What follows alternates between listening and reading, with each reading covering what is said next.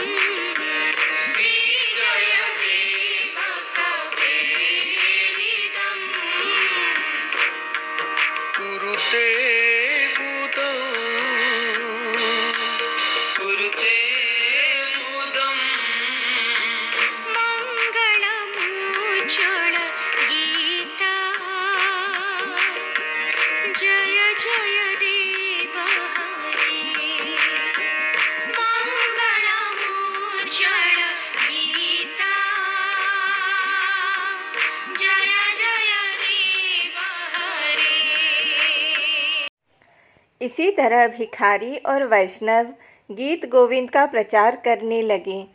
श्री मंदिर में गीत गोविंद का गायन बंद होने से महाप्रभु अस्थिर हो गए। एक रात श्री मंदिर के माली की बेटी मंदिर के सब्जी बागान में बैगन तोड़ने गई थी। बैगन तोड़ते तोड़ते वो गीत गोविंद का गायन करने लगी। जगन्नाथ जी को गीत गोविंद इतने प्रिय थे, खुद जगन्नाथ जी उस मालिन के मुख से गीत गोविंद सुनने के लिए उसके पीछे पीछे आने लगे।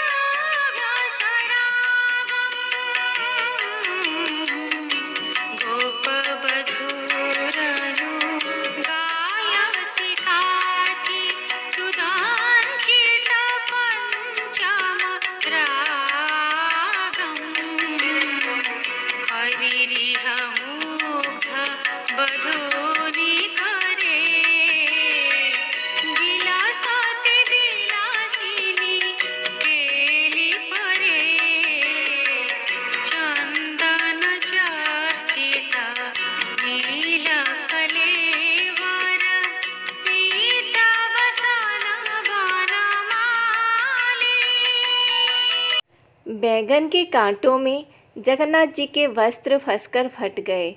सुबह जब भीतरछु महापात्र ने श्री मंदिर के द्वार खोले, सभी ने जगन्नाथ जी के फटे वस्त्र देखे। कुछ चोरी नहीं हुआ है।